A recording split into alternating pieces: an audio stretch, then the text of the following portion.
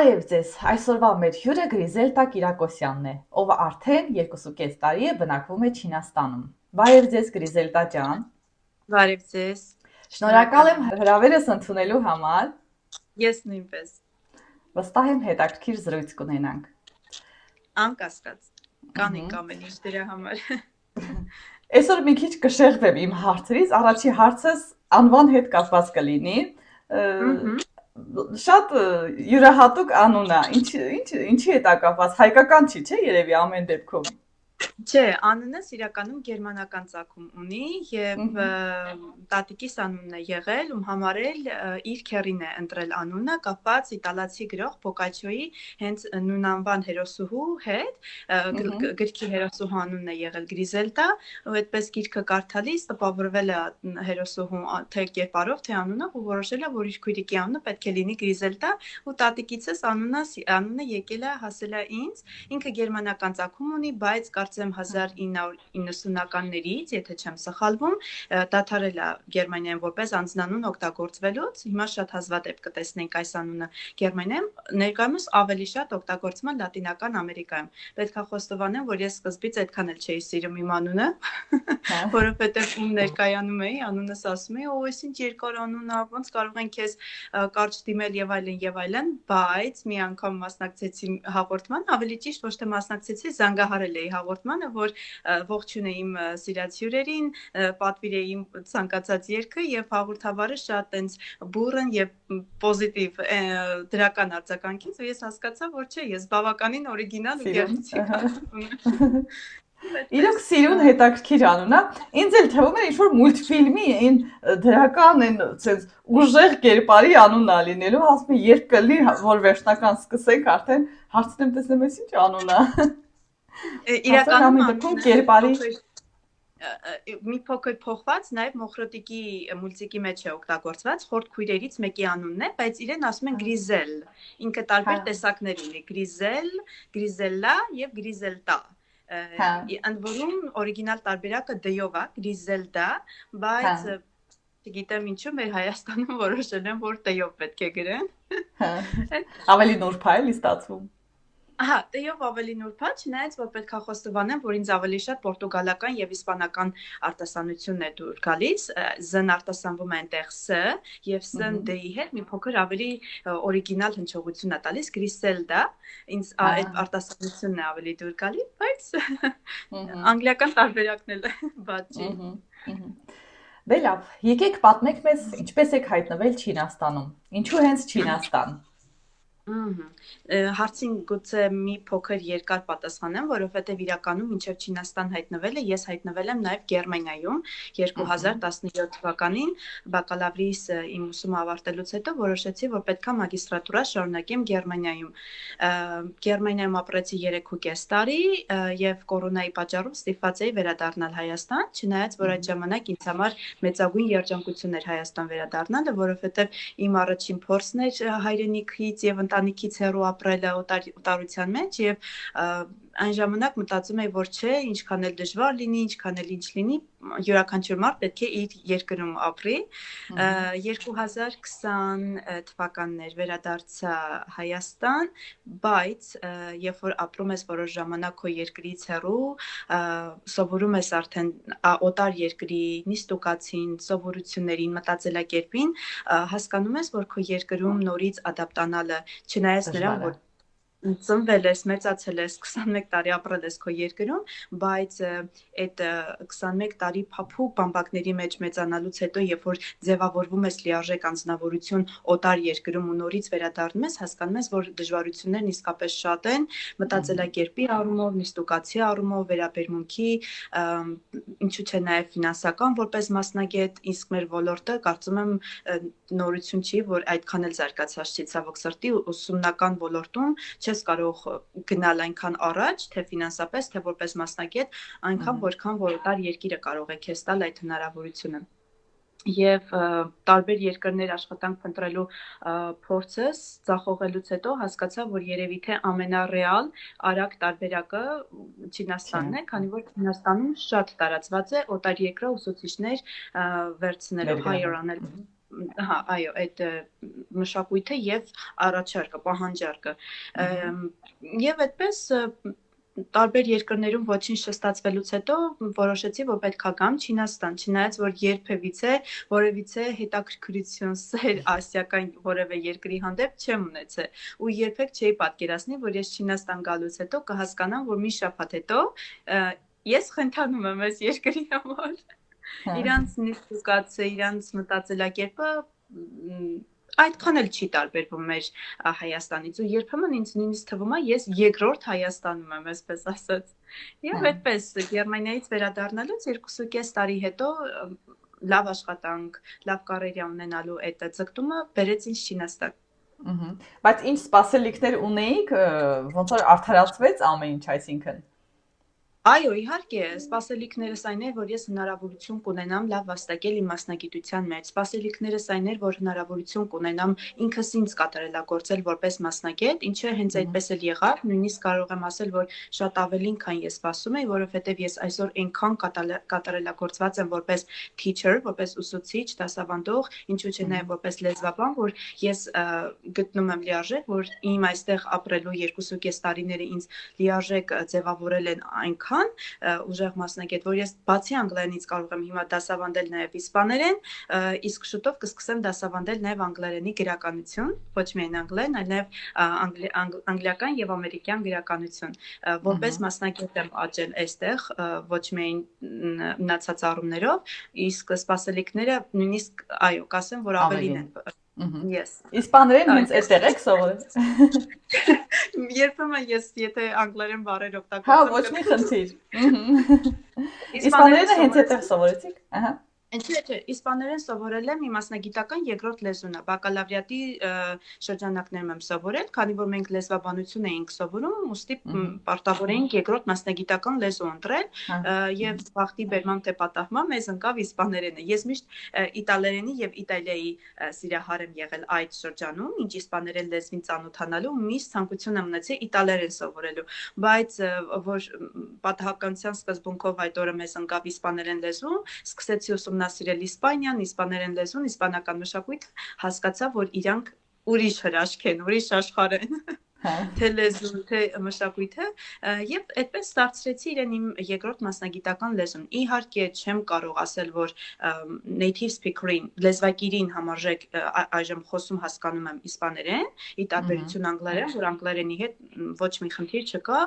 նույնիսկ երբեմն ավելի շատ բառապաշար կարողանում եմ գտնել անգլերենում հեշտությամբ, քան հայերենում, ցավոք սրտի իհարկե սա նշեմ, բայց միջին մակարդակից բարձր խոսում եմ, հաղորդակցվում եմ, նույնիսկ կարող եմ սկսնակ ուսանողներին հասցնել մինչև միջին մակարդակ B1, B2։ Իսկ չինարենը, այ որ տեղափոխվեցիք, ենթադրում եմ, ոչ մի բառ չգիտեիք, հեշտ ստացվեց այդ մտնել այդ աշխարհ։ Ճիշտ եք ենթադրում, ոչ մի բառ չգիտեի, բացի նիհաուից։ Դա ի՞նչ է նշանակում։ Բարև։ Հա, բարև։ Եվ ես էի նաև սովորել, շնորհակալություն։ Իրականում մեր բախտը բերել է նրանով, չինարեն չիմանալով գալ Չինաստան, որ գործատուները մասնավորապես չեն պահանջում օտարերկրյա ուսուցիչներից իմանալ չինարեն, որովհետև դա նույնիսկ խանգարում է օտարերկրյա ուսուցիչներին անգլերենով դասավանդել հենց անգլերեն, ինչի նպատակն է հենց օտարերկրյա մասնագետներ բերել այստեղ։ Երեխաները առանց այդ էլ չինարեն ուսուցչի հետ սովորում են անգլերեն, իրանք առանձին նաև ունեն անգլերենի դասեր իրենց չինացի ուսուցիչների հետ, բայց օտարերկրյա մասնագետների բուն նպատակը այն է, որ դասավանդեն լսողականը եւ խոսակցականը, այսինքն օտարերկրյա դասատուների միջոցով երեխաները կարողանան զարգացնել իրենց լսողական եւ խոսակցական հմտությունները օտար լեզվում եւ այստեղ նույնիսկ խրախուսվում է, որ օտարերկրյա մասնագետը չիմանա չինարեն, որպեսզի կամա երբ որ ուսանողը չհասկանա, դու չտրվես թարգմանությանը, չթարգմանես, փորձես հնարավորինս թեկուզ ժեստերի միջոցով կամ չգիտեմ ամենահեշտ ու պարզ definition բացատրությունները գտնելու միջոցով փորձես անգլերենով հենց անգլերեն դասավանդել, ինչը ես ինքս կարող եմ որպես թե մասնագետ թե լեզուներ սովորած անձ ասել, որ դա լավագույն տարբերակն է օտար լեզուն բարելավելու։ Ես ինքս էլ գերմաներեն եմ սովորել, հենց գերմաներեն լեզվով ու հասկացել եմ, որ դա բավականին օգնող ու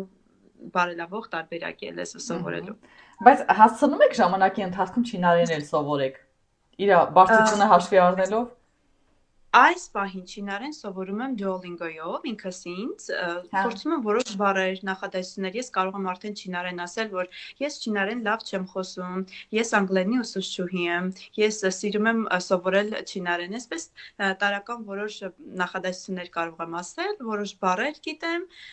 երկրների անուններն եմ սովորել, ինքնուսույց եմ առայժմ, բայց այս տարի այո, մեծ նպատակ ունեմ, որ լրջորեն սկսեմ չինարեն սովորել եւ մինչեւ 35 տարեկան որոշել եմ, որ պետք է իսպաներեն, գերմաներեն, չինարեն եւ կորեերեն սահմու խոսել։ Նույնիսկ կորեերեն։ Նույնիսկ կորեերեն, այո, այդ լեզուներն եմ շատ սիրում։ Դա ինչ նպատակ է հետապնդում։ Պարզապես սեր դեպի կորեերեն լեզուն, կորեական ֆիլմեր, որպեսզի ապագայում չսպասենք, որ ինչ-որ մի դորամա թարգմանվի հայերեն նոր նայենք,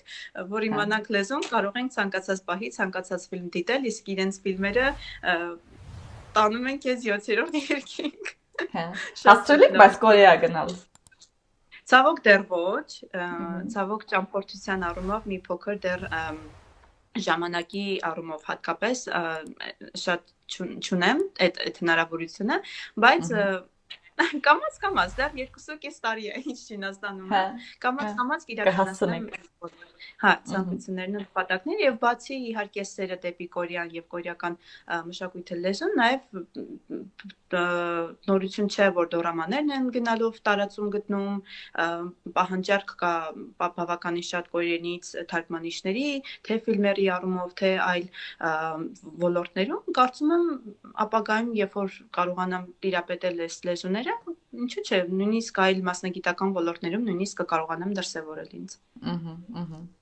Այ 2.5 տարին ճիշտ է, դեռ ոնց որ սկիզբն է, որ այդտեղ եք գտնվում, ունեցել եք ընդհանրապես հիասթափություններ։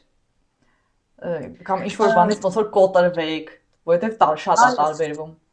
Հա, իհարկե, հիասթափություններ ունեցել եմ, որովհետև չնայած նրան, որ Չինաստանը հոյակապ երկիր է, տարբեր տեսակի մասնագետների համար այստեղ կայանալու, առաջ գնալու, սակայն պետք է նշեմ նաև, որ այստեղ ցավոք սրտի խաբեությունները բավականին շատ են, բավականին տարածված են, շատ ուշադիր պետք է լինես, թե պայմանագիրը ընթերցելիս, թե պայմանագիրը ստորագրելիս, թե որևիցե բան խոսելիս չինացիների հետ եւ շատ մեծ մասամբ պետք է աշխատես այստեղ գրավոր տարբերակով իրենց հետ խոսես, որովհետև իրենք նաև ունեն շատ խորհրդություն փոխելու իրենց խոսքը, շրջանցելու իրենց խոսքը ու այնքան պրոֆեսիոնալ դա կարող են անել, որ դու երբեմն ինքդ էլ կասկածես, մտածես կարող է ես իրոք սխալ եմ հիշում կամ սխալ եմ հասկացել։ Երևի թե միակ հիասթափությունս դա է, որ խաբեությունները այստեղ բավականին շատ են, ինչին առերեսվում են ուսուցիչները, մասնավորապես գործակալությունների միջոցով այստեղ գալու դեպքում, երբ որ անմիջապես կարողանում են եւ հաջողացնում են դպրոցի հետ պայմանագիր կնքել եւ իրենց կապը միայն դպրոցն է, այսինքն դպրոց ուսուցիչ արանքում չկա գործատու, չկա գործակալություն, այդ ժամանակ մի փոքր ավելի հարթ կարող է ճանապարհը ընթանալ Չինաստանում։ Սակայն ինձ մոտ այնպես ստացվեց, որ ես 2 տարին էլ համագործակցեցի դպրոցների հետ գործակալության միջոցով, իսկ գործակալություններն էլ ոչ ամեն գործակալություն է, որ կազմակերպված է, դիսցիպլինա ունի, ազնվություն ունեն, իրանք էլ գումար են աշխատում, իսկ իրենց եկամուտը ավելին դարձնելու նպատակով խափում են, չգիտեմ, կոպիտ ասած, շատ կոպիտ ասած գցում են ուսուցիչներին, շատ ուշադիր պետք է լինես, միշտ պետք է հաշվարկ անես, անկախ նրանից իրենք ճիշտ են արել թե չէ, եւս մեկ անգամ դու երևի թե հիասթափությանս միակ պատճառը Չինաստանում սա է եղել, բայց պետք է նշել նաև հանուն արդարության, որ այնքան շատ չի եղել հիասթափությունս, որ ես ուզենամ թողեմ հետ գնամ Հայաստան, ի տարբերություն որոշ ուսուցիչների, որոնք արել են, լսել եմ, որ այնքան են հիասթափել, որ չեն ուզեցել մնալ, նույնիսկ Չինաստանի անուն չեն ուզեցել լսել ու հետ են գնացել կամ Հայաստան կամ մեկ այլ տարբերակ են գտել, այլ երկիր են գնացել, իսկ ես այս պայդրությամբ երևի թե հպարտորեն կնշեմ, որ բացի Չինաստանից ոչ միտեղ էլ չեմ ուզում Նույնիսկ Հայաստան։ Հո։ Նպատակ չունեք, որ կվերադառնաք։ Ինչպես մի հատ նորից։ Նպատակ ունեք, որ ասենք պլաններում կա, որ պետքա վերադառնաք Հայաստան։ Այս պահի դրությամբ պլաններումս չկա Հայաստան վերադառնալու։ Հա, այնիշն է, որ կարոտում եք։ Հայաստանում։ Ահա։ Ուտելիքը։ Որովհետև ինչքան է սիրում ենք Չինաստանը, երբեք մեր Հայաստանի ուտելիքին ոչ մի երկրի ուտելիք չի հասնի, դա միանշանակ։ Ուտելիքը Հայաստանի հետ ամեն ինչն եմ կարոտում, հարցը չկարոտելը չի, հարցը չսիրելը չի, երևի թե իմ հարցազրույցը դիտողները կմտածեն ես հայրենասեր չեմ սիրում իմ երկիրը, չէ, շատ եմ սիրում, բայց մի հատ ցավալի ճշմարտություն կա ու խոսք կա, չգիտեմ որքանով այդտեղին հարցազրույցին այդ խոսքը նշել, որտեղ հաց, այնտեղ կաց։ Իսկ ուղղակի չկա մեր երկրում այդ հնարավորությունը, որ ես որպես լեզվաբան, որպես մանկավարժ կարողանամ վաստակել այնքան, որ ամեն ինչից օգտվեմ։ Տեսեք, այստեղ աշխատող ուսուցիչները ճամփորդելը ճամփորդում են։ Ցանկացած պահի գնումներ կատարելը հասանելի է այստեղ ապրողների համար, թե օտարերկրացիներ, թե չինացիներ։ Դրսում, եթե նույնիսկ ինչ-որ մի դժվարություն էլ կա, ապա դու այդ դժվարությունը հաղթահարելով կարողանում ես հասնել քո նպատակակետին, որի համար պայքարում ես։ Իսկ մեր երկրում դա շատ-շատ բարդ է։ Ես չգիտեմ ոնց ներկայացնեմ, որ հասկանալի լինի։ Բացի դա մի քիչ մտածելակերպի հետ, ինչպես արդեն նշեցի, Գերմանիայից հետ գնալու, չգիտեմ, կան երևույթներ մեր երկրում, որ հիմա ինձ այսպես կաղապարների մեջ է դնում, կոմպլեքսավորում է, ամենակարևորը, ես այնքան կոմպլեքսավորված մարդ եմ եղել, չեք պատկերացնի, ես հասարակ Հայաստանում իմ ընկերների հետ, որ դուրս էինք գալիս, որոշում էինք այդ օրը նկարվել կամ հետաքրքիր ինչ-որ մի վիդեո նկարել, ես անգամ իմ երկրում ես չէի կարող ինձ այնքան ազատ, այնքան անկաշկանդ պահել, որ նկարվեի վիդեոներ եւ այլն։ Իսկ այստեղ ես կանգնում եմ ֆոտոսեսիաների ժամանակ, նույնիսկ կտեսնեք հազարավոր, հարյուրավոր մարդիկ կան Չինաստանում, դա տարածված է սովորություն է, երբ որ տեսնում են իրանք նկարվող կամ ինչ-որ հետաքրքիր բանով զբաղվող օտարերկրացի, իրենք կկանգնեն, հեռախոսները կհանեն, կնկարեն, առանց հարցնելու, դա իրանց համար նորմալ է։ Ես դրանից ինձ ված չեմ զգում, որովհետև ես զգում եմ դրականություն այս ամեն ինչի մեջ, իսկ Հայաստանում դրան ուրիշ ձև են վերաբերվում։ Հա, մեր երկրում դրան մի քիչ ուրիշ ձև են վերաբերվում, ինչը ճիշտն է, դա եմ ասում, բայց ես սիրում եմ իմ երկիրը, շատ եմ սիրում։ Այն ինչ որ կատարվում է վատի համար շատ տխրում ենք, ցավ ենք ապրում, լավի համար ուրախանում ենք ու եթե նկատել եք, նույնիսկ միևնույն ժամանակ Չինաստանը, չնայած ինչպես պետք է նկատացնեք, ես դա անում եմ չինական կայքերում, Instagram-ում ներկայացնում եմ Չինաստանը, չինական կայքերում Հայաստանը, հա, ու այնքան հետաքրքրվածներ կան, վերջերս էլ չեմ հիշում, նկար էի հրապարակել թե տեսանյութ, Հայաստանի կասկադի նկարներ ինձ ուղարկել իմ չինացի հետևորդներից մեկը, այնքան հաճելի է, որ ներկայացնում ես, իրանք սեր հետաքրքրություն են ցուցաբերում Հայաստանի հանդեպ, ինչը ինձ համար հպարտություն է։ Չգիտեմ, այս պահին ես նախընտրում եմ լինել դրսի ապրող հայ, ով փորձում է ներկայացնել իր երկիրը ու հնարավորինս բարձր պահի իր երկրի անունը։ Կեցեք, դա էլ է կարևոր, ամեն մարդ իրա ոնց որ նպատակը պետքա դնի ու առաջ գնա, էլի, դուք էլ դրանով եք օգնում մեր հայրենիքին, դա էլ է պետք։ Հուսով եմ, իմ առաքելությունը այս պահին գտնում եմ ինչ-որ մի փոքր պլյուս առաքելությունը։ Այո, ապրել դրսում եւ անել այնպես, որ հնարավորին է շատ մարդ իմանա հայերի, հայ ժողովրդի, մեր մշակույթի մասին։ Իսկ եթե աշխատանքային առումով համեմատենք Չինաստան ու Հայաստան, շատ է տարբերվում, որպես ուսուցիչ դուք որ այդտեղ եք գտնվում, ու եթե Հայաստանում եք աշխատել, եթե համեմատենք, էլի։ Տարբերությունը մասնավորապես իմ ոլորտում, այո, բավականին շատ է։ Նախ սկսեմ նրանից, որ Հայաստանում քոլեջներում, դպրոցներում չկա այն տեխնիկական հնարավորությունը դասերը հետաքրքիր բուրըն անցկացնելու համար, ինչը որ կա Չինաստանում։ Չինաստանում ցանկացած լեզվի կենտրոնում, ամենահասարակ օրինակն եմ սա բերում, դեռ լեզվի կենտրոնների մասին եմ խոսում։ Ցանկացած լեզվի կենտրոնում, ցանկացած դասարանում կտեսնեք ինտերնետ, համակարգիչ, նույնիսկ եթե համակարգիչ չկա, projector, էկրան, որ քո PPT-ին, քո ֆլեշկին կարողանաս insert անել, քո PPT-ին ցույց տալ ու հետաքրքիր էկրանով ցույց տալ ու դասերը անցկացնել։ Բացի սա, բացի տեխնիկական հնարավորությունները, որ բավականին տարածված են ու դա նույնիսկ Չինաստանում պարտավոր է գործատուն ապահովի ուսուցչին ամենահիմնական տեխնիկայով հնարավորությամբ, որ ուսուցիչը կարողանա իր դասը հետաքրքիր ու արդյունավետ անցկացնել։ Այստեղ երբեք չես կարող լճանալ եւ մնալ նույն մակարդակի վրա։ Եթե քո գործատուն գա լսի քո դասը ու տեսնի, որ դու 1 ամիս, 2 ամիս, 3 ամիս անընդհատ նույն ձևով ես քո դասերը անցկացնում, ինքը քեզ կկանչի իր մոտ ու կասի կամ դու պետքա բարելավես քո հմտությունները, քո դասավանդման մեթոդիկան, կամ մենք ավարտում ենք մեր համագործակցությունը։ Իրանք թույլ չեն տալիս հատկապես օտարերկրացիներին, քանի որ կարող եմ նշել ավելի բարձր են վարձատրում շատ ժամանակ, քան իրենց չինացի ուսուցիչներին, մասնագետներին, իրանք պահանջում են, իսկ այդ պահանջարկի շրջանակներում անհնար է դու որպես մասնագետ մնաս նույն մակարդակի վրա, ուզես թե չուզես, պետք է անընդհատ ձգտես ինքդ բարձրանալու։ Սա մեկ այլ պլյուս է ու մեծ տարբերություն մեր Հայաստանի հետ կապված։ Էլ ինչ տարբերություն կարող եմ նշել, երևի թե ամենակարևոր տարբերությունները դրանք են, որ կարող ես ինձ համար ամենակարևոր տարբերությունը, որ որպես մասնագետ դու այստեղ կարող ես աճել, առաջ գնալ։ Ես շատ երկար չեմ դասավանդել Հայաստանում, անկեղծ ասած, 2 տարի ճիշտ է դասավանդել եմ, բայց կարող եմ ասել, որ independent, անկախ ուսուցիչ եմ եղել, այսինքն համագործակցել եմ տարբեր տեսակի լեզվի կենտրոնների հետ, ու ես վստահ չեմ դպրոցներում, համալսարաններում կամ եւ կարելի ասել 1 տարի էլ ես քոլեջում եմ դասավանդել։ Այ օրինակ տնտեսագիտական քոլեջում երբ որ դասավանդում էի, ես ինքան գաղափարներ ունեի ֆիլմ դիտել կամ չգիտեմ ինչ որ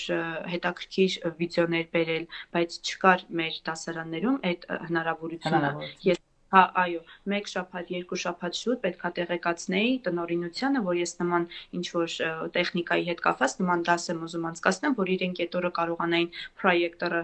ազատ թողնել, այդ լսարանը ազատ թողնել, այսպես շատ բարդ է, եթե ավելի sense ամփոփեմ, կարճ համարեմ խոսքս, շատ բարդ է արդյունավետ ու skillful հմտություններով լի դասընթացներ վարել Հայաստանում։ Տարբերությունը թերևս ամենամեծ դա է։ Հա, այսինքն այդտեղ եթե ուզում եք ֆիլմ միացնեք երեխաներին ինչ-որ բան ցույց տալու համար, այդ օրը դուք հանգիստ կարող եք որոշեք, որ այս դասին դաս չենք անում, ֆիլմ ենք նայում։ Այո։ Ճիշտ ասած, մեր դպրոցում էլ ունենք իմ երեխաներն են, բայց այդ տենց ոնց որ անընդհատ չի լինում էլի այդ ձևի բան։ Ասենք թեմայի հետ կապված ինչ-որ մուլտ են նայել կամ ինչ-որ կինո է ուսուցիչը միացրել, բայց հաճախակի չի լինում ամեն դեպքում, չգիտեմ։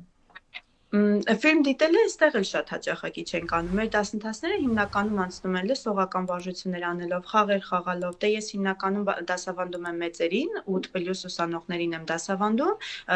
Մեր խաղերը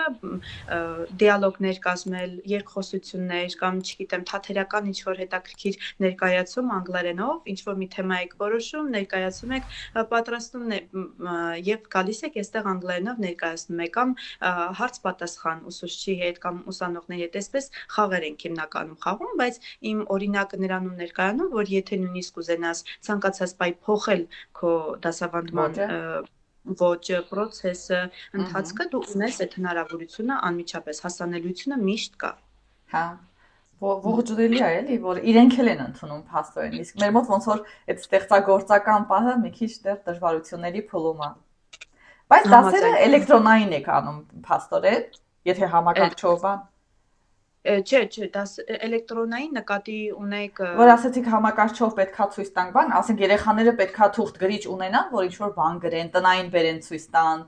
Ունեն, պարտադիր ունեն։ Մենք գրքերը սովորաբար PDF տարբերակով բացում ենք համակարգչի միջոցով, բայց դրա հետ մեկտեղ երեխան ունի նաև կամ գիրքը, կամ տպագրված գիրքը, print արված գիրքը, ինքը եւ հնարավորություն ունի իր գրքի մեջ աշխատել հարկ եղած դեպքում եւ հնարավորություն ունի դասին մասնակցել հետեւելով գրքին համակարգչի միջոցով։ Եթե կարելի է դրան համակարգիչ ասել, ինքը կարելի ասել, երբ ոնց որ երկուսը մեկում լինի, համակարգիչ հեռուստացույց, այսպես։ Հա։ Ու տնայիններ հանձնարարում եք, թե չեք հանձնարարում, հետաքրքիր է։ Պարտադիր, առանց։ Մեր պես շատ։ Չէ, շատ ծանրաբեռնում, անկեղծ ասած, որովհետև Չինաստանում շատ են ծանրաբեռնում տնայիններով, նույնիսկ չգիտեմ, երբ լսած կլինեք թե ոչ, այստեղ առհասարակ ոչ միայն Չինաստանում, Ասիայում, մասնավորապես հենց Չինաստանում ու Կորեայում երբեմն մենք կարդացել ենք կամ տեսանյութեր ենք դիտել, որ այդ տնայինների պատճառով, հատկապես քննության շրջանում ինքան շատ են ծանրաբեռնում ուսանողներին, որ շատերը նույնիսկ ինքնասպանություն են գործում, այստեղ շատ սթրեսային է անցնում այդ թե սովորական ուսումնական շրջանը, թե հատկապես երբ որ քննական շրջանը իրանց մոտ գալի։ Ես աշխատում եմ շատ իմ հիմնական տնայինը, որ ես հանձնարարում եմ, որևիցե բան լսել եւ գալ այստեղ պատմել, ինչ եք լսել, listening-ը ինչի մասին է, լսողական բառ, կամ բառապաշար եմ հիմնականում հանձնարարում, որ սովորեն, այսինքն տվյալ դասի շրջանակներում ես պատրաստում եմ որոշակի բառապաշար, ներառյալ նախդրավոր արտահայտություններ, դարձվածներ, սովորական բարձր ցածր մակարդակի բառեր, եւ ես իրանց ասում եմ, որ մենք 1 ժամվա, 2 ժամվա կամ 40 րոպե, եթե դպրոցում դասավանդելու մասին է խոսքը, 40 րոպեի ընթացքում մենք ինչքան էլ հասցնենք խոսել, դա բավական չի 9000-ից 9000-ից ավելի, այո, բառապաշար սովորելու։ Դուք պետք է ուզեք թե չուզեք, ժամանակ տրամադրեք, օտար լեզու սովորելը առաջին հերթին ստացվում է, հաջողվում է բառապաշար ձեռք բերելով։ Հիմնականում տնայինները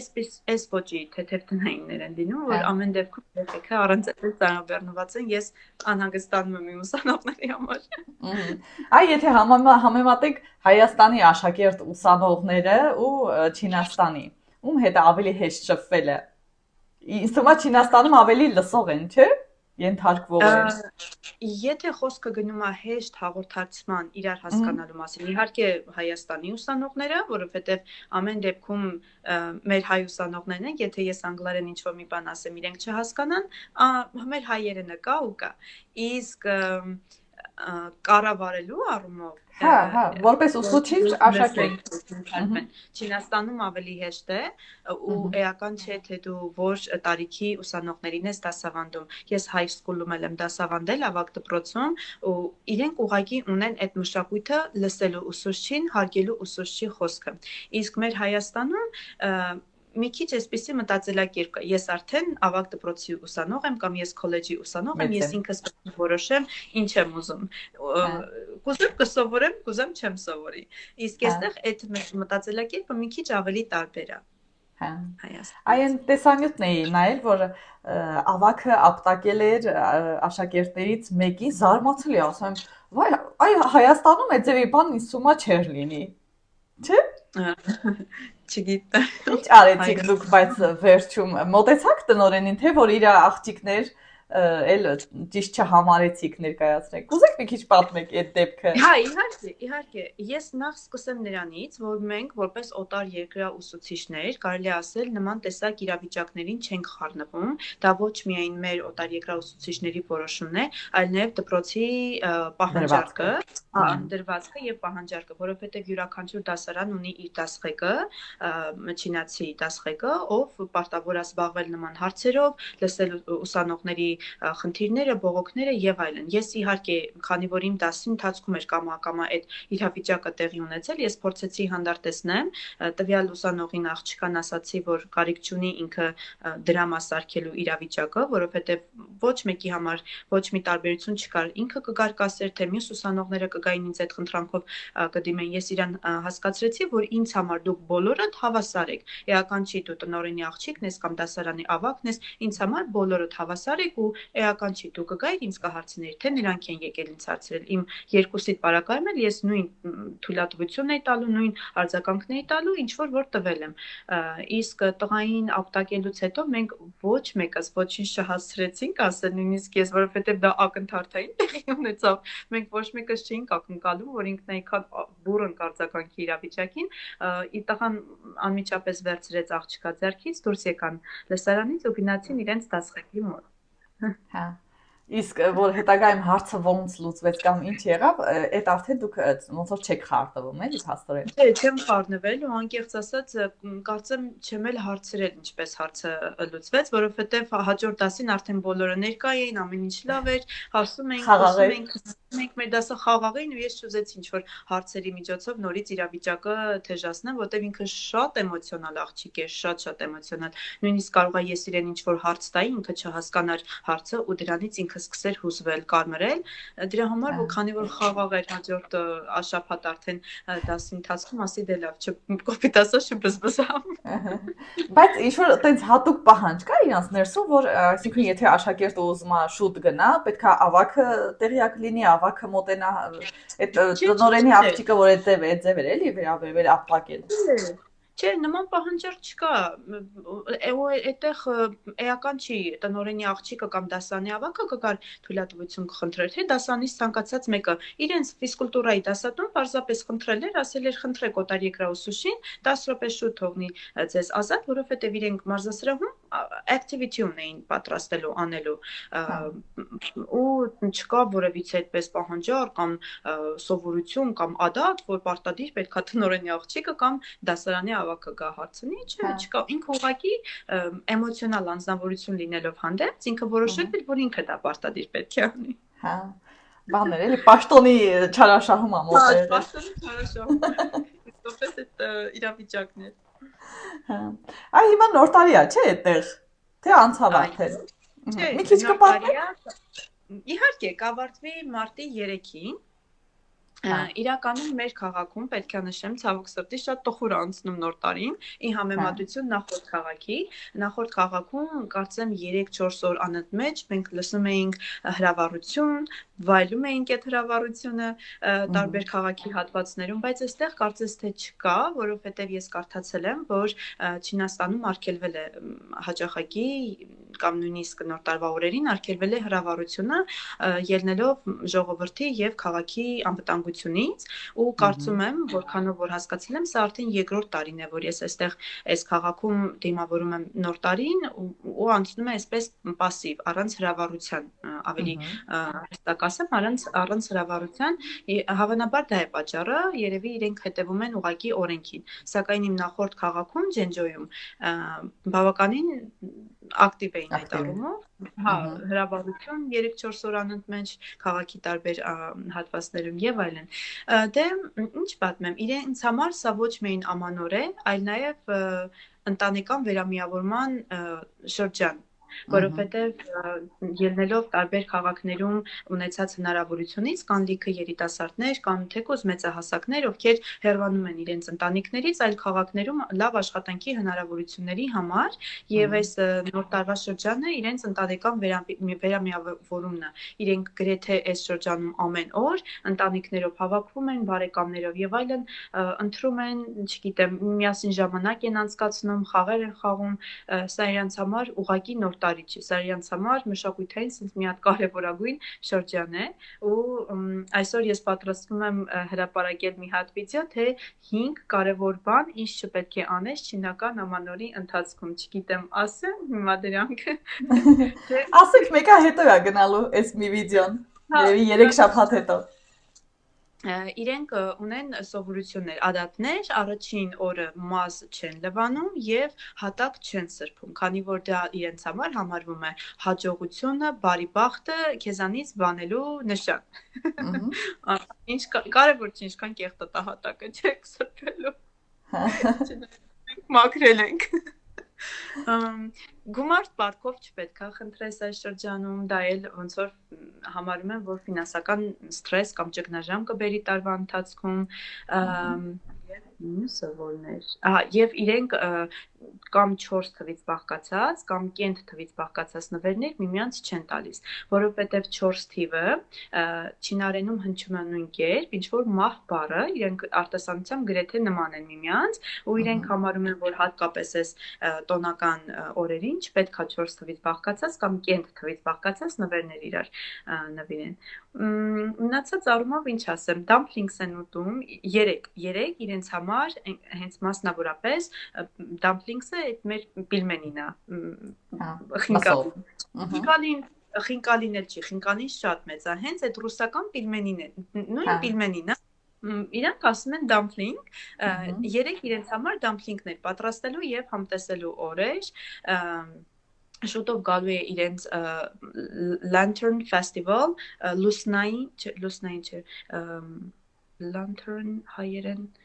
որ այսպես լապտերների օրը, որ լապտերներ են ուղարկում բաց է թողում։ Եվ կարծեմ վերջին նոր տարվա վերջին օրը հենց մարտի 3-ն է, այսպես այս օրերին քաղաքը կտեսնեք միշտ ֆուլ, ասեմ նույնիսկ մենք մի քանի օր առաջ եվրոպական ռեստորան էինք գնացել, որ ընտրեինք, այնքան ֆուլ էր այդ եվրոպական ռեստորանը անգամ, որ մենք երևի թե 30 րոպեից ավել հերթի մեջ նստեցինք, սպասեցինք, որ մեզ սեղան հատկացնեին։ Այս օրերին շատ հավես է անցնում, հետաքրքիր է անցնում։ Մենակ միակ վատ բանը վատ չէ, բայց պասիվ բանը, որ չի տալիս այնց տոնական տրամադրության շունչ, մինչև այն պահը, երբ որ դու դուրս ես գալիս քաղաք, այդ հրավառության բացակայությունն է։ Հա։ Դե դա էլ ոչինչ, կհարմարվեք։ Դե արդեն հարմարվել ենք, ուզենք չուզենք, դա օրենք է, իսկ մենք օրենքներին հետևում ենք, չենք խախտում։ Եվ նոր տարվա հետ կապված մի հատ կարևոր ավանդույթ էլ իրենք ունեն, այս օրերին իրենք իրեր նվիրում են կարմիր ծրար գումարով կարմիր բացիկներ։ Դա շատ ավանդական, շատ պահանջված մշակութային սովորություն է ու կապ չունի չինացին չինացուն կնվիրի, թե չինացին նոտարիգրացու։ Քույրիկիս երբ վերջերս իր ընկերներից մեկը նվիրել էր, քույրիկս եկել ասում է, հիմա ընդունեմ, թե չէ, ախր շատ ամոթ է, ես իրան ուղղակի նոր տարի շնորհավորեցի, ես ոչ մի ուրիշ բան չեմ ուզեցել անեմ, երբեմն դա քեզ համար շատ անսպասելի, շատ sense ամոթ իրավիճակ կարող է լինել, բայց դա իրենց համար ինքան մշակութային ու սովորական է, որ ես գտնում եմ նույնիսկ դա չընդունելը շատ վիրավորական կլինի իրենց համար։ Հա։ Ձեր քույրիկն էլ է փաստորեն Չինաստանում հիմա։ Այո։ Էլի աշխատանքի առումով։ Այո, բայց ինքը աշխատում է կամպանիայում, կազմակերպությունում որպես միջազգային բիզնեսի մենեջեր, ինքը այդ ոլորտում է, քանի որ ավարտել է կառավարման բաժինը, տնտեսագիտության, ինքը մասնագիտական այլ ոլորտում է այստեղ աշխատում։ Ինքն էլ է սիրում Չինաստանը, բայց Շատ, իրենք մինչև ինձ արդեն իսկ ասիական երկրների սիրահար էին, եւ ինքը եւ իմ փոքր քուրիկը, ով այս պահին Հայաստանում է մայրիկիս հետ, իրանց սերը դեպի Ասիան ծնվել է հենց կորեական ֆիլմերի միջոցով, երբ որ սկսեցին ակտիվորեն դիտել դորամաները, հասկացան, որ իրենք շատ հավանում են այստեղի նիստուկացը, մշակույթը, նու կարելի ասել այդքան էլ տարբեր չի մեկը մյուսից, մեծ մասամբ նմանություններ շատ կան, ու երբ որ առաջին անգամ եկավ ինձ հյուր Չինաստան, կարծեմ 1-2 ամիս մնաց առաջին անգամ երբ որ եկավ, հասկացա, որ Չինաստանն էլ բավականին իրեն դուր է գալիս եւ այդպես որոշեցինք երկուսով այստեղ աշխատել եւ ապրել։ Այ որ ասացիք, բանը նիստուկացը շատ չի տարբերվում իրարից, այն վիդեոն հիշեցի, որ խալաթով նստած էին ռեստորանում չէր, չէ, ինչ որ հաց ուտելու բան էր, տեղ էր։ Խալաթով, թե որ բանով հավաքել էր մազերը։ Ոնց որ տնային բանով ելներ էլի ընդհանուր առմամբ, բայց Հայաստանում ես չեմ հավատում, որ երբևիցե հայ կինը այդ ձև դուրս կգա էլի, չէ։ Համաձայն եմ ձեզ հետ, շատ ճիշտ եք նկատել, այդ առումով տարբերությունը բավականին նկատելի եւ զգալի է, չէ, եւ ոչ միայն այդ մազի բանով հայերեն բառն եմ մոռացել։ Աբադոկով էր ոնց որ, չէ։ Աբադոկ չէր, այդ մազափունջը, որ այսպես փաթաթում են, մենք անգլերենում իրան ասում ենք hair roller, բիգուդին, հա։ Բիգուդին, հա։ Ուղղակի չեմ ուզում օտարածին բառերը։ Հա, ես էլ չեմ հիշում, բայց ոչինչ, հա, ասենք։ Հա, ինքը բիգուդիով այդպես եւ ոչ միայն այդպես, իրենք բանով են դուրս գալիս, գիշերազգեստով են դուրս գալիս, երբեմն վերջերս չէր կներեք, անցած տարի էր, մենք գնացել էինք գնումների, մեկ էլ խանութից դուրս են գալի ու տեսնում ենք չինացի կին, դեմքի դիմակով եւ սրբիչով մազերը փաթաթած դրսում։ Հա, այդպիսի բաներ չենք տեսնի Հայաստանում, բայց կան բաներ, որ շատ նման են, օրինակ բակերում այդպես հավաքվել հարևաններով, նստել, զրուցել, իրանք մենք նարդի բան բամբասել, շատ ճիշտ է,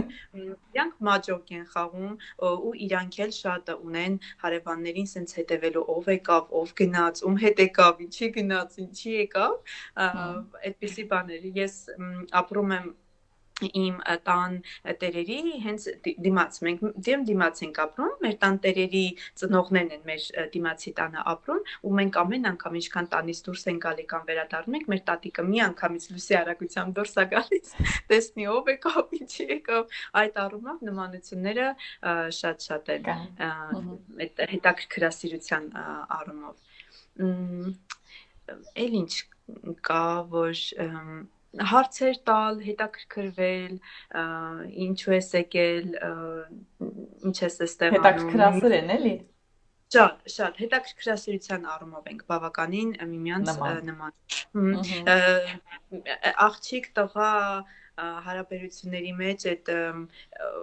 կոպիտ ասած, որ անցնում ես ու ինչ-որ մի հաճելի բան են ասում, կամ հաճելի, կամ չգիտեմ, ցենզուրայից դուրս, այդ առումով էլ այստեղ շատ նման, նույնիսկ պապիները մեկ-մեկ այնպեսի ռեպլիկաներ մենք չենք հասկանում իրանք ինչ են ասում, բայց հասկանում ենք, որ դա ինչ-որ մեկնաբանություն է մեր հետ կապված, այդ առումով էլ նմանությունները այստեղ բավականին շատ են։ Հա, հետաքրքիր է։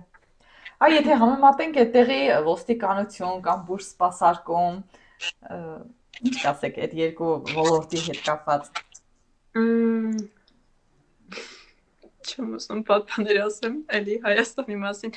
շատ զարգացած են այստեղ, շատ ոստիկանությունը շատ օպերատիվ է աշխատում, շատ կազմակերպված է աշխատում, հատկապես այս տոնական օրերում շատ հաճախակի կտեսնենք տարբեր փողոցներում, հատկապես տուրիստական մարդաշատ փողոցներում ոստիկանական մեքենաներ պարտադիր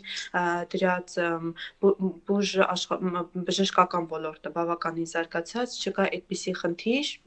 փառք Աստծո, իհարկե հուսով եմ սա միշտապես այսպես կշարունակվի, չկա այդպիսի խնդիր, որ դու այդ խնդրով գնաս հիվանդանոց ու իրենք հաշված օրերի ընթացքում չտան լուծում,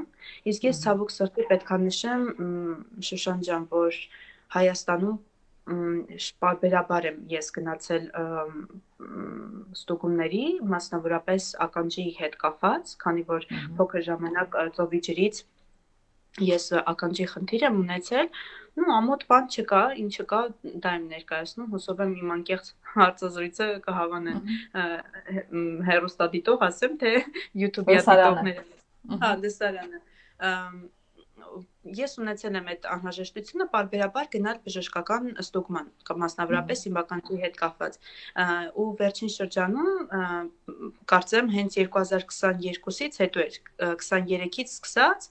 մինչև 23-ի հունիսն էր, պարբերաբար ես գնացել եմ Հայաստանում ստուգումների ու միշտ ինչքան գնացել եմ, ասել են օքեյ, նորմալ է, ոչ մի խնդիր չկա, մի անհանգստացի, բայց ես 2023 թվականի հունիսին գալիս եմ Չինաստան, նոյեմբերին, երբ որ արդեն ես վերջնական իմ տան մեջ եմ, պատրաստվում եմ, որ պետք է իմ հիմնական դպրոցում աշխատեմ, ես գնում եմ հերթական ստուգման ու բժիշկը խնդիր է տեսնում ականջի մեջ, որը ասում է, որ ենթակա է վիրահատության։ Ես չգիտեմ իրականում մեր բժիշկները իսկապես չեն տեսել դա, թե տեսել են ու անհոգ են գտնվել, չեմ կարող ասել ու չեմ էլ ուզում տեղի անտեղի վատաբանել որևիցե մեկին քավ լիցի, բայց այստեղի չինացի բժշկի ասելով դա նոր բան չէր, դա երկար ժամանակ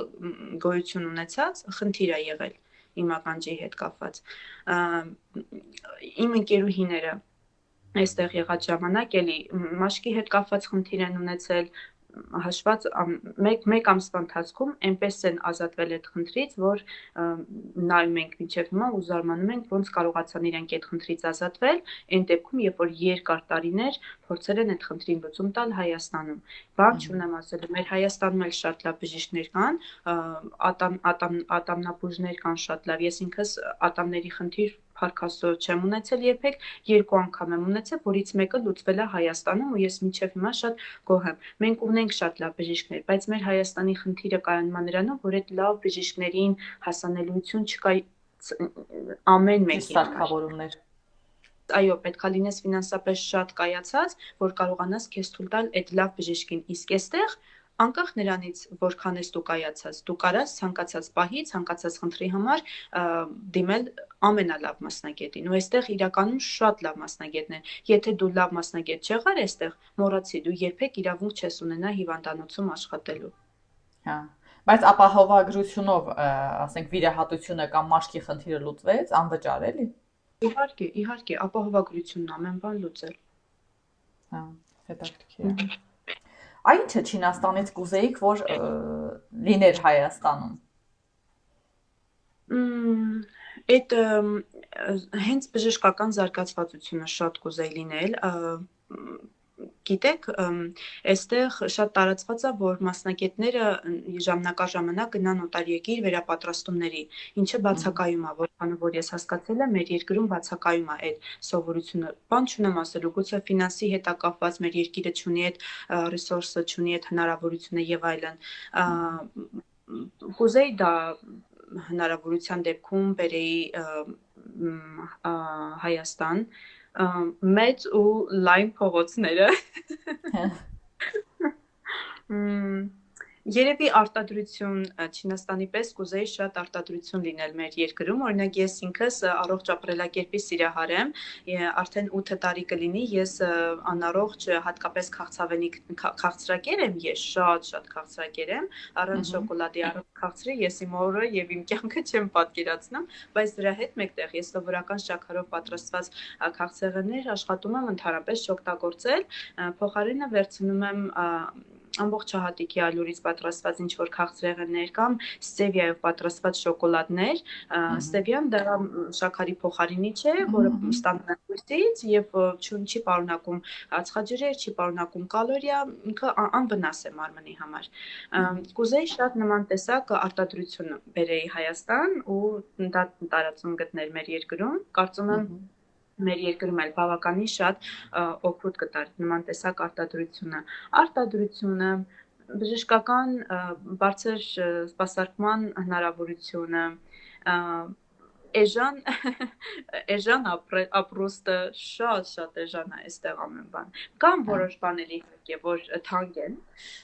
օրինակ կարող եմ ասել, որ խնամքի հետ կապված ծառայությունները Հայաստանում անկախ ամեն ինչից ավելի մատչելի է, ավելի թույլատրելի է, քան Չինաստանում, բայց համարելով, որ Չինաստանում էլ իր հերթին տրամադրում են քեզ բարձր աշխատավարձ, իտոգում էլի այդ բարձր գինը քեզ չի խանգարում։ Արդարացված է։ Հա, արդարացված է, ճիշտ եք։ Այսպես։ Իսկ Հայաստանից ինչ կբերեք ձեզ մոտ։ Համեղ ուտելիքները, շաուրմա։ Ուրեմն վերջերս իմ ընկերներից մեկի ընկերը բացում է հնդկական եւ պակիստանի ռեստորան էստեղ։ Մենք մեր ամանորը նշում ենք այդ ռեստորանում քաբաբը, եթե դա կարելի է քաբաբ անվանել, օքեյ, համով էր, նորմալ էր։ Ուրեմն նոր տարվանից հետո իրենք իրենց մենյուում ավելացնում են շաուրման, ասում են՝ «Ոյ, Աստված ջան, հուսով եմ ես այս շաուրմայի միջոցով գոնե մի քիչ կփարատեմ իմ հայկական շաուրմայի հանդեպ»։ Պատվիրում եմ, Շուշան ջան, ազնիվ խոսք եմ ասում, ընդհանրապես երևի մի գտալ միս լիներ այդ շաուրմայի մեջ, թե չէ։ Լավ չի։ Չէ։ Դուք եկել եք Թումանյանի շաուրման, դուք տեսել եք ինչքան շատ միս են դնում մեր շաուրմաների մեջ, չգիտեմ։ Ես իհարկե իմ ֆիդբեքը տվեցի, ասացի որպես հայ, ես չեմ կարող հավանել ձեր շաուրման, դուք եթե ուտեք հայկական շաուրմա, կտեսնեք, որ սա իրականում շաուրմա չի։ Ուտելիքները շատ կուզեի, իրականում մենք ունենք նման նպատակ, շատ փակագծերը չեմ բացում, բայց հնարավորության դեպքում մենք հաստատ կներկայացնենք մեր հայկական խոհանոցը այստեղ Չինաստանում, առաջ Աստված, թող ամեն բան լավ լինի։ Հա, Հայաստանից անպայման դա կբերեի ջուրը, ինչու՞ չէ ջուրը։ Մենք այստեղ կրանտներից, ծորակներից չենք խմում ջուր ընդհանրապես, նույնիսկ ինչ որ բան եփելիս պատրաստելիս էլի ծորակի ջուր չենք օգտագործում կամ էլ եթե օգտագործում ենք, 2-3 անգամ երասնում ենք, թափում ենք, նոր տվյալ ուտելիքը համտեսում ենք կամ վերջնական տալիս ենք իր պատրաստմանը։ Ջուրը, ուտելիքները եղանակը նույնն է, չէ, եղանակը նույնն է։ Հայաստանում էլ է ամառները խայտարակ շոգ, Չինաստանում էլ։ Ասեմ ավելին, այստեղ արդեն մեզ մոտ բավականին տաք է, կարծում եմ նույնիսկ ինչ որ մեկը որ ուզենա,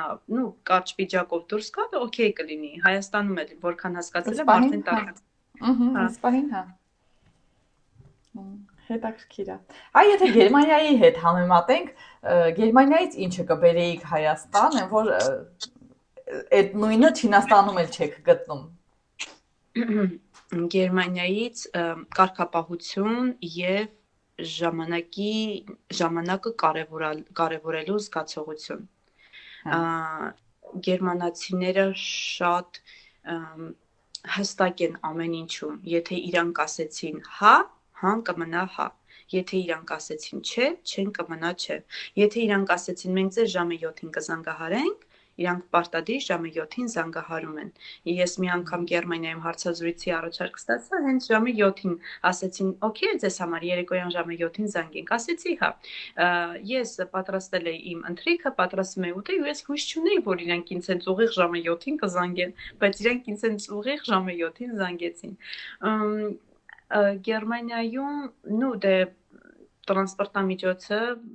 կարելի է խոսալ դրա մասին։ Թե ավտոբուսները, թե գնացքները, այնտեղ գնացք չի, այնտեղ Գերմանիայում ասում են Straßenbahn,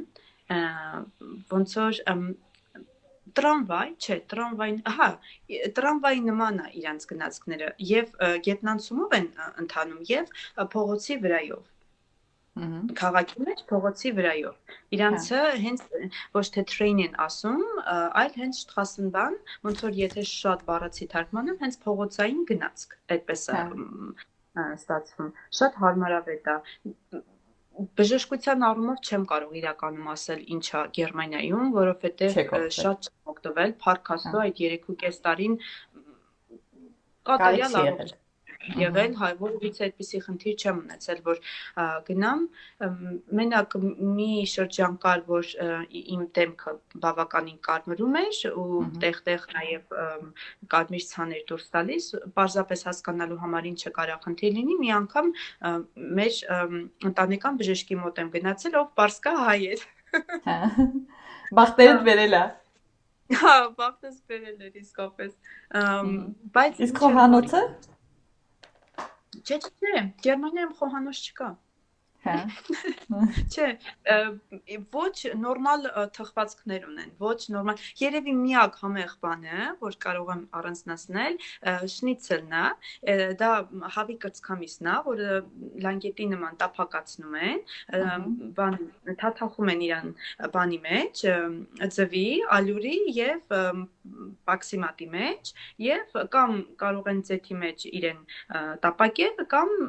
ջեռուցում ուղակի առանց ձեթի ուղակի ջեռուցում տապակել ու դա բուտերբրոդների մեջ շատ համեղ է։ Երևի այդ չնայած որ եթե խոսքը գնում է ձեթի մեջ տապակելու մասին, դա ինձ համար առողջ սնունդ չի, բայց այն ժամանակ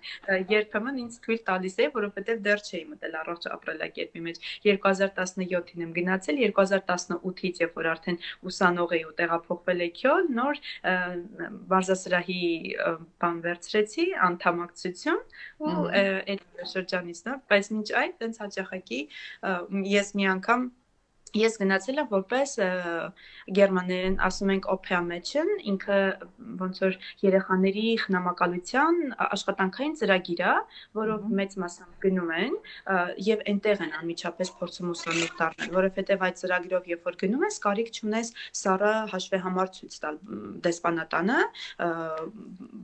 որովհետեւ դու կարաս այնտեղ շատ հանգիստ աշխատես եւ հովանավորես ինքդ քեզ, cover անես քո ծախսերը։ Ես գնացի որպես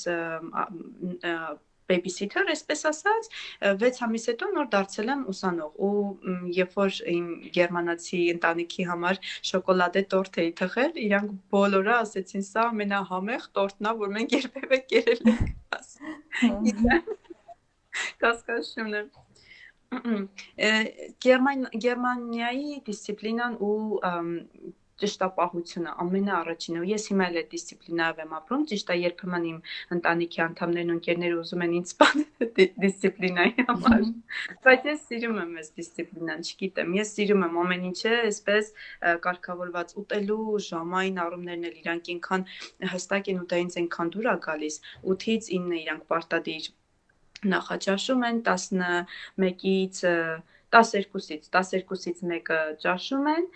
ցերեկը 3-ից 4-ի ընթացքում մի հատ սուրճ են խմում, ինչ-որ այդպես դեսերտային ընդմիջում են անում, հա, թեթև, 7-ից 8-ը, 8-ից 9-ը արդեն ընթրում են։ Իհարկե առաջին մեկ շաբաթը ես իմ մտքի մեջ փորձում էի անընդհատ վիճեի ու ինքս ինձ հարցնում էի ինչի են այս մարդիկ այսքան հաճախակի ուտում, այսքան ուտել կլինի, որ իրանք են ուտում, բայց 2 շաբաթ հետո արդեն ես էի անհամբերությամբ սպասում, երբ գալու մեր ուտելու ժամերը։ Խոհանոցի առումով հասկացանք, որ Հայաստանն է լավագույնը, չէ՞։ Այո։ Բայց դուք փորձում եք Չինաստանում ինչ-որ հայկական կերակրատեսակներ պատրաստեք, թե ժամանակի առումով չեք հասցնում ստիպված չինականն եք ուտում։ Չէ, իհարկե մենք պարտադիր պատրաստում ենք մեզ համար, մենք մեծ մասամբ փորձում ենք այստեղ պատրաստել, որովհետև ճիշտ է գնային առումով, ֆինանսական առումով ոչ մի տարբերություն չկա, տանը կպատրաստես, թե դրսում կուտես, երկու պարագայում էլ դու նույն գումարն ես ծախսելու, երևի տանը պատրաստելու միակ տարբերությունն այն է լինելու, որ 1-2 օր կարող ես պատրաստածը համտեսել, չնայած երբեմն ռեստորաններ, որ գնում ենք, այնքան մեծ քանակությամբ են բերում ուտելիքները, որ դա անհնար է 2 հոգով կամ նույնիսկ 3 հոգով ավարտել, մենք մեզ հետ վերցնում ենք։ Այդ մշակույթն էլ կա այստեղ ու դրա հետ կապված ոչ մի խնդիր չունենք, ամոթ չի, չենք մտածի, ոյ, սրանք ինչ քծիպ են, հատ բան են պատվիրել, ուզում են իրենց չկա։ Անկամ եթե դու էլ չվերցնես, իրանք պարտադիր ամանը կբերեն, կլցնեն ու կտան, կասեն դու քո ուտելիքը տար քո հետ։ Ես որոշել եմ, եթե նկատի ունեիք մեր ուտելու համար, հա, ամենօրյա ուտելու համար, չէ, հայկական ինչ-որ կերակրատեսակ, տոլմա կամ չգիտեմ, արիշտա։ Արիշտա չէ, որովհետև չկա ես ճիշտ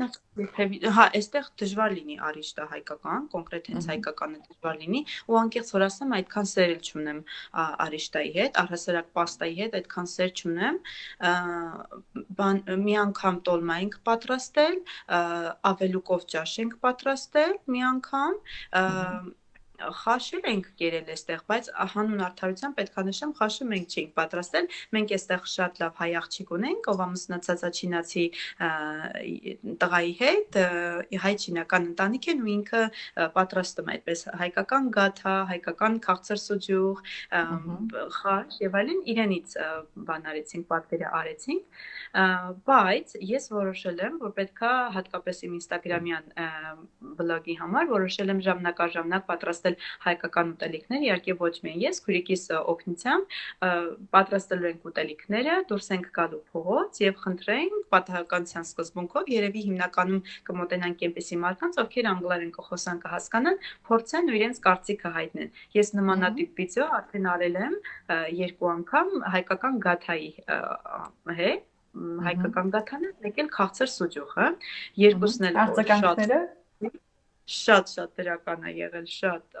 ով փորձում էր, ասում էր, որ շատ համեղ է, եղել են մարդիկ, որ նույնիսկ չեն էլ ուշադրություն դարձրել, սենց ուզեցել եմ մոտենամ, իրանք անցել են, դե ամենտեղ էլ կան այդպես մարդիկ, բայց ով որ փորձել է թե գաթան, թե հայկական սուջուղը, շատ հավանել են։ Ես ինքս չեմ պատկերացել, որ այդքան դրական բան կստանանք մենք արձագանք։ Երևի հաջորդը կլինի տոլման։ Աստվածտա այնքան հաջողության հասնեք, որ հայկական ռեստորան բացեք ու չինացիներին զարմացնեք հայկական կերակրատեսակներով։ Հենց հիմա թող ձեր խոսքերը վերև բարձրանան։ Բարձրացան։ Դե լավ, մեր վերջին հարցը տամ։ Ես ասեմ նախադասությունը, դուք շարունակեք ձեր տեսակետով, թե դուք ինչն եք սիրում։ Ես իմ անուշ Հայաստանի, ինչն եք սիրում։ Ջուրը։ Ջուրը ու կերակրատեսակները։ Ջուրը ու կերակրատեսակները, այո։ Այդպես ասում են մրգերը շատ լավն է, չէ՞ Չինաստանի։ Հա, մրգերի առումով տարբերություն չկա, կարծում եմ համային տեսանկյունից նույնն են։ Ամեն դեպքում ես մրգերի համայնի մեջ տարբերություն չեմ տեսել։ Ելակն էլ է այստեղ նույն համի, Հայաստանում էլ է նույն համի։ Նույնիսկ այստեղ երբեմն մեզ ավելի քաղցր, ավելի կորմիր մեծ ելակներ են հանդիպում, քան երբևիցե տեսել եմ Հայաստանում։ Հա, արհեստականը էլի շատ է, էլի միևնույնն է։ Հա, կա, բայց համով է։ Հա։ Համով է։ Դե ինչ, շնորհակալություն, հետաքրքիր էր, շատ հաճելի էր։ Հետաքրքիր Շուշան ջան, անկեղծ որ ասեմ, ես մանկությունից միշտ երազել եմ լինել հայտնի անձնավորություն, մինչ համալսարան ընդունվել եմ, միշտ երազում էի թատերականում, որ պետք է ես դերասանուհի դառնամ, բայց հետո հասկացա, որ իմ extrovert լինելը հայերեն ոնց կասեն extrovert հայերեն մարդամոտ, շփող, ազգ լինելը այնքան մեծ չի, որ ես կարողանամ դերասանություն անել, հետո մեծ ցանկություն ունեցա լինել հեռուստահաղորդավարուհի, որովհետև շատ սիրում էի հարցազրույցներ վերցնել, սիրում էի նաև որ ինձ կանչեին հարցազրույցների մանկուց, եղել է այս ամեն ինչը իմ երազանքի մի մասը, բայց դա էլ ցավոք սրտի տեղի չունեցավ, երևի նրա համար, որ ես այսօր լինեի Չինաստանում։ Ու մեզ հարցազրույց տայիք։ Այո։ Բայց փոքրիկ հնարավորությունը իրոք մեծ բան արժեր ինձ համար։ Հուսով եմ այս հարցազրույցով կբացվեն եւս այլ լիքը դռներ։ Հնարավորություններ։ Աստված տա։ Շատ շնորհակալ եմ, շատ հաճելի էր։ Նմանապես։ Կապի մեջ կլինենք։ Անպայման։ Դե ինչ, հաջողություն ձեզ։ Ձեզ էլ։ Bye bye։ Bye bye։